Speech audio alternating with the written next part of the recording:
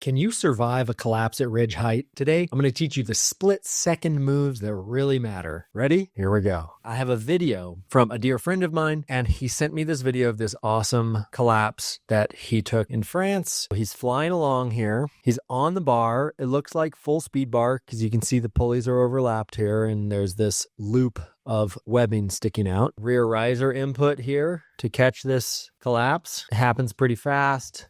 Big collapse. Hopefully he's let go of the speed bar. The first instance of collapse, obviously there was a possibility that he could have pulled the rear risers down really hard at the first inception of this to keep it from collapsing. But the moment that it does collapse and he's a day late and $1 short, what needs to happen? First things first, get off of the speed bar, and you can see this in his legs. He's coming off of the speed bar here. Whether or not he gets off of the speed bar in time to not be accelerating the chute, the glider showing its top surface here. Which way is it going to shoot? It's obviously going to turn right because the left glider is open. So if the left glider is open, it's always going to fly first, meaning that it's going to turn itself in that direction. It does indeed, turns right 90. So we just basically get a big asymmetric chute because whatever glider, as we're looking at it here, the glider's already shooting, but it's only 50% inflated. And it gets this strange asymmetric inflation where the right wingtip goes down towards the horizon. This can be a really dangerous configuration because if you take a collapse here while wingtip is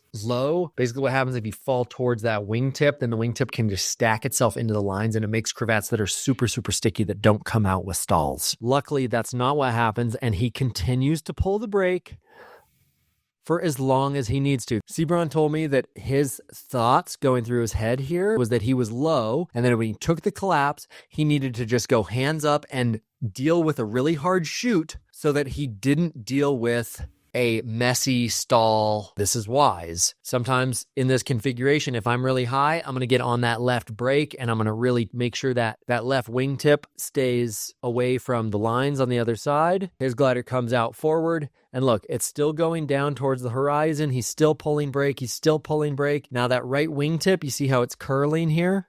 It's because it's stalling. He's pulling an enormous amount of brake, enormous amount of brake, enormous amount of brake. It's almost frontaling there. You see this bend, meaning that it's actually gone further and it wants to come in towards the pilot, but he's holding the brakes. As soon as the glider stops proceeding down towards the horizon, what does he do? He lets go of the brakes. He's going hands up and he's flying away under a perfect glider.